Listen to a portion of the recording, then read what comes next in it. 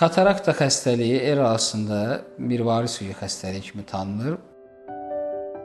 Anadan gəlmə formaları da var, yaşa bağlı formaları var, dərman istifadəsinə görə yaranan formaları var, hər hansı bir sistemik xəstəliklər zamanı yaranan formaları var, travmaya bağlı yaranan formaları var. Bizim əməliyyat etdiyimiz xəstə 13 yaşında anadan gəlmə kataraktası olan bir uşaq idi, hansı ki, anadan gəlmə kataraktalar təəssüflər olsun ki, gözü tənbəl qoyurlar.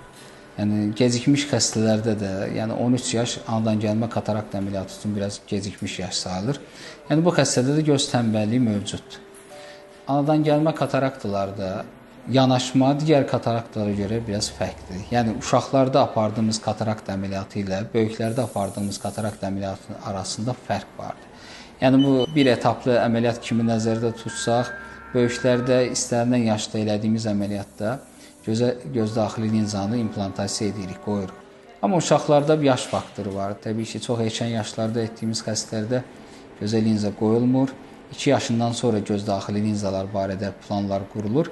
Amma bizim əməliyyat etdiyimiz xəstənin 13 yaşı olduğu üçün biz eyni seansda həm kataraktanı gözdən xaric elədik, yəni mirvari suyu əməliyyatı oldu, həm gözün ikincili kataraktası yaranmaması üçün o fərqlərdən biri də budur ki, tədbirlər gördük, uşaq xəstələrdə bu tədbirləri görürük. Arxa kapsulorex dediyimiz, ön vitrektomiya dediyimiz tədbirlər görürük və gözə uyğun linzanı qoyduq.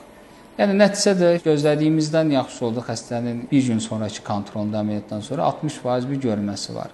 Yəni bu da gözün çox ciddi tənbəl olmadığını göstərir. Valideynlərin diqqət etməsi gerəkən bir şey var ki, bütün uşaqlar anadan olduqdan 6 ay sonra, 1 il sonra göz müayinəsindən keçməlidirlər. Uşaqlarda aşılanacaq hər hansı bir göz xəstəliyinin vaxtında müalicəsi, bu eynək ehtiyacı da ola bilər, hər hansı bir əməliyyat da ola bilər.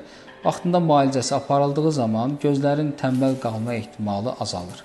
Amma gecikmiş xəstələrdə təəssüflər olsun ki, göz tənbəlliyi yaranır və bu göz tənbəlliyinin də istəmədiyimiz tərəfi odur ki, yəni gözdə qalıcı bir görmə zəifliyi verir. Yəni göz tənbəlliyinin 12-13 yaşından sonra heç bir müalicəsi yoxdur.